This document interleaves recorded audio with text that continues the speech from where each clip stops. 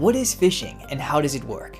Phishing is a type of social engineering attack where cybercriminals pretend to be a trusted person or organization to trick you into taking an action that benefits them.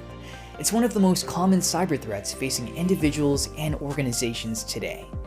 In 2025 alone, successful phishing attacks led to over $52 million in financial losses. Though phishing attempts through email are the most common method, it's not the only one. Phishing can also occur through text messages, phone calls, social media, online ads, or workplace collaboration tools. For example, you might receive a text claiming to be from a delivery service saying your package is on hold and asking you to click a link to confirm your address. The goal is always the same: get you to click, reply, download, or share sensitive information. A phishing message across any of these platforms will often look legitimate at first glance. It may appear to come from your bank, your IT department, or even a coworker. These messages are designed to trigger an emotional response, such as fear, urgency, curiosity, or excitement.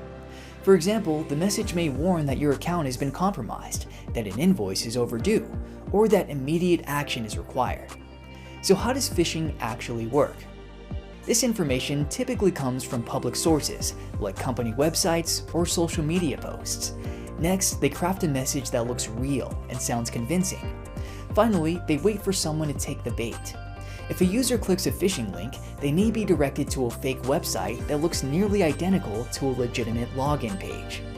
When credentials are entered, attackers capture them.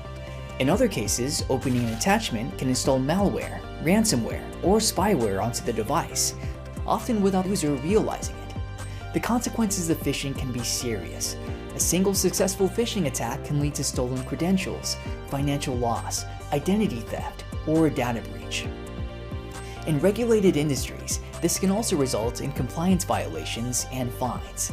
The good news is that there are often clues that hint towards suspicious activity. Unexpected messages, unusual sender addresses, or urgent demands are often red flags. Slowing down and thinking before you react is one of the most effective ways to stop phishing. A great way to do that is by using the SLAM method. First, check the sender for irregularities. Second, hover over links before clicking. This is especially important now that attackers lean heavily on URLs, with recent studies reporting that malicious URLs are often 4 times more prevalent than malicious attachments in emails. Third, only open attachments from trusted sources. Files that require you to enter credentials or bypass security warnings should raise immediate concern. Last, review messages for inconsistencies and other red flags.